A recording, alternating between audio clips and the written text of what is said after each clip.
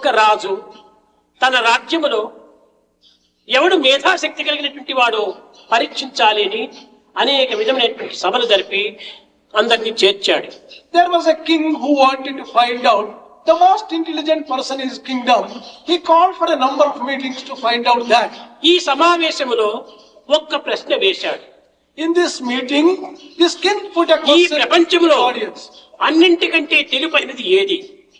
What is the whitest thing in the world?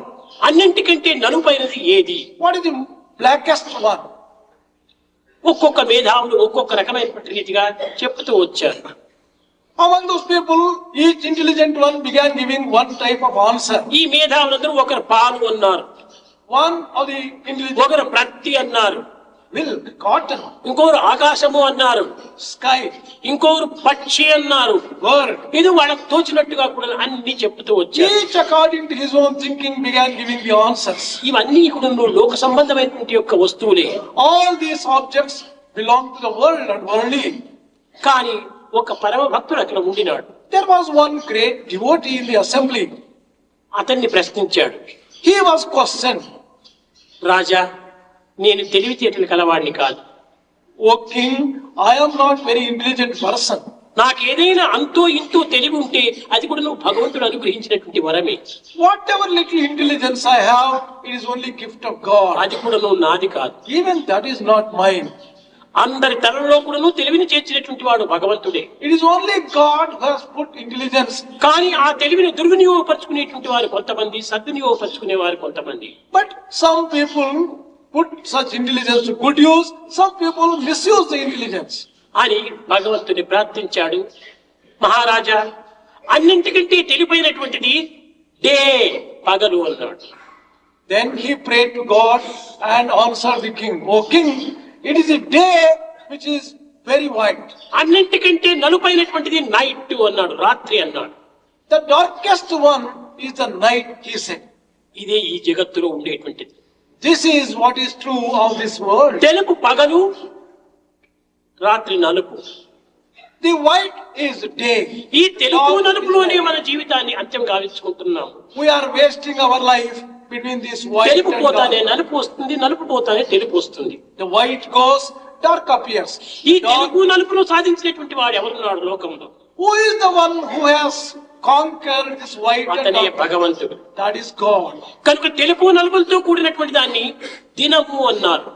The one which is made up of this white and dark. ఈ తెలుపు నలుపును సాధించినటువంటి వాడు దైవము అన్నారు. The one who has conquered this is దినమునకు God. దైవమునకు ఉండినటువంటి వ్యత్యాసం ఒక్కటే. There is only one difference between day and God. Dinam and Daivam. దైవమునకు డే అండ్ నైట్ లేదు. For God, there is nothing like day and night. లోకానికి day and night ఉంటుండాలి. For the world, there is day and night. కనుక ఈ రాత్రి పగలను సాధించడంలో ఉండినటువంటి యొక్క వివేకము, విజ్ఞత, ఇది భగవంతుని యొక్క అనుగ్రహమే అని ఉన్నాడు. He said that it is only God's grace which can give you that transcendental power to transcend this day and night. ఏ తెలివితేటలు లేనటువంటి వాడు, ఏ శాస్త్ర ఇతిహాస పురాణములను చదవనటువంటి వాడు ఈ మూర్ఖుడు చెప్పేటువంటిది ఎట్ట రైట్ అవుతుంది అని పండితుల్లో ఒక విధమైనటువంటి యొక్క అహంకారం చేత ఆవేదన ప్రారంభమైంది. The scholars who have assembled there began questioning this ordinary man who A does not- అహంకారమునైనా అణచవచ్చును కానీ పండితాహంకారం మాత్రం చాలా అంచడానికి చాలా కష్టమైనటువంటి. It is possible to subdue any ego, but ఈ the ego of పండితుల్లో ఉండేటువంటి scholarship, పెద్ద అజ్ఞానం ఇది. this is the greatest ignorance which కావలసిన the scholars గ్రంథాలు have. చదువుతారు, They read a number of books. అడిగిన యొక్క శ్లోకాన్ని చెప్పుతారు, They can give you any stanza. కానీ ఇది కేవలం ఒక బుకిష్ నాలెడ్జ్ మాత్రమే, But this is గ్రంథ all, పరిచయం మాత్రమే. this is all bookish knowledge. Acquaintance of ఆచరణలో books. కించిత్తైన కూడా వాడు అనుభవించరు. There is absolutely nothing in కనుకనే it. అహంకారం మితిమీరిపోతుంది. That is why ego becomes excessive. వీళ్ళందరూ రాజు దగ్గర ఒక కంప్లైంట్ చేశారు. All these people wanted to come. రాజా, ఈ యొక్క అజ్ఞాని అయినటువంటి మూర్ఖుడైనటువంటి చెప్పిన దాన్ని మీరు విశ్వసించకూడదు, దీనికి ఒక ప్రమాణం, దీనికి ఒక ఆదర్శం నిరూపించాలి అన్నాడు. O king, you should not believe this ignorant and foolish one. There must be a proof for what he has said. ఈనాడు నైతిక, ధార్మిక, ఆధ్యాత్మిక, భౌతిక, లౌకిక, వైజ్ఞానిక అన్ని రంగములు ఎందుకును పరిశోధనలు చాలా ప్రధానమన్నారు. In today's world, in every field of morality, spirituality, science, philosophy, everything, ఈ they say పరిశోధనలు అన్ని కూడా research. ప్రాకృతిక సంబంధమైనవి. All this research relates to the world and worldly. కనుక దీనిని కూడా ఒక పరిశోధన చేసి ఇది సత్య అసత్యమా అనేటువంటి దాన్ని నిర్ణయించాలని పట్టుబట్టారు. They said that even this statement will have to be verified only on the basis of some research.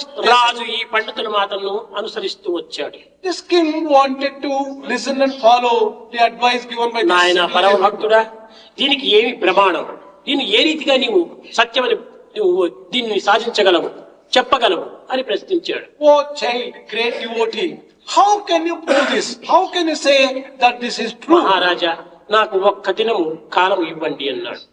Oh king, give me a day's time. సరే తీసుకో.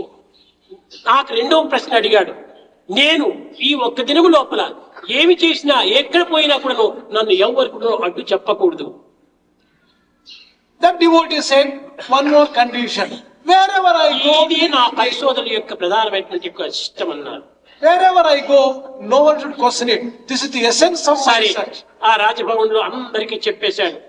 పలాని వ్యక్తి ఈ రాజభవన్ లో వచ్చినప్పటికి గాని ఎవరు అడ్డు చేయకూడదు, అతను ఏమి చేయవలన్నప్పటికీ ఎవరు అడ్డు చెప్పకూడదు అన్నాడు. King passed an order that this particular devotee, wherever he goes in the palace, no one should put any question, no one should raise any objection. రెండవ దినము మహారాజు మధ్యాహ్నంలో భోజనం చేసి విశ్రాంతి తీసుకుంటున్నాడు పడక గదిలో. The following day, king had his lunch, he was resting in his room. ఈ వ్యక్తి ఒక పాత్రలో పాలు పోసుకున్నాడు. He put a little milk into a small cup. ఈ మహారాజు యొక్క పడక గద ఒక గడప లోపల ఈ పాలు గిన్నె పెట్టాడు. He kept this small cup on the threshold of the king's room. బయట తట్టి ఒక చంటి బిడ్డను తెచ్చి కొట్టి కొట్టి ఏడిపిస్తున్నాడు. He brought hold of a chain and made the chain cry. రాజుకు నిద్రాభంగం కలిగింది. The king was disturbed from his sleep. కోపంతో పరిగెత్తి వస్తున్నాడు. He was ఎవరు ఈ విధమైన anger. డిస్టర్బెన్స్ చేసేటువంటి వారు, ఎవరింత అలర్ట్ చేసేటువంటి వారు అని. Who is this person who is responsible for this disturbance? The king asked. ఆ వచ్చే సమయంలో పాలు గిన్నెను కాళ్ళతో కొట్టాడు. In his angry mood while coming, he kicked that small cup of milk. ఆ పాలు గిన్నె కనిపించలేదు పాపం.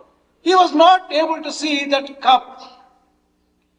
పగటి కంటే పాలు చాలా తక్కువ రంగు కలిగినటువంటివే కనుక ఈ పగటి లోపల పాలు యొక్క రంగు నీకు కనిపించలేదు. As the day is whiter and brighter than the milk, the king was not able to see the milk.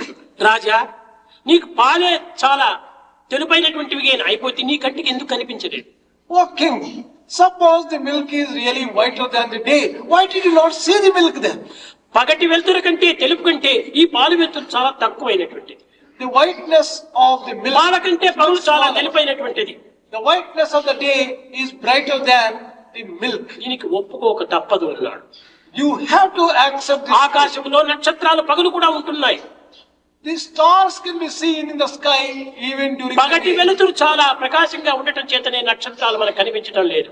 The brightness of the day is so much that you are not able to see. పగలు దాటి రాత్రి ప్రవేశించేటప్పటికి నక్షత్రాలు మనకు కనిపిస్తున్నాయి. The moment it becomes night, you have been able to see the stars in the sky. కనుక పగటి వెలుతురు అనగా పగటి తెలుపు కంటే తెలుపైనటువంటిది జగత్తులో మరొకటి లేదు అన్నాడు. The brightness and the whiteness of the day far exceeds the whiteness and brightness of anything in the ఈ world. పగటి తెలుపే జ్ఞానం, This whiteness, రాత్రి నలుపే అజ్ఞానం. this wisdom and the darkness of ఈ the night, జ్ఞానాజ్ఞానములు రెండింటికి అతీతమైనటువంటి తత్వమే దివ్యత్వం. divinity transcends this knowledge అది as well as దైవత్వం. and that is God. కనుక అట్టి దైవత్వాన్ని మనం విస్మరించి ఈ లౌకికమైనటువంటి యొక్క వస్తు ఆహ్లాల లోపల వస్తు మార్పుల చేతనే మనం కాలాన్ని అనుభవిస్తున్నాం. We are giving up such transcendental truth and divinity and wasting our entire time. with అట్టి objects and దివ్యత్వాన్ని world. పొందాలంటే దివ్యత్వంతోనే దివ్యత్వాన్ని పొందాలి. How can you reach such divinity? Only through divinity you can reach it.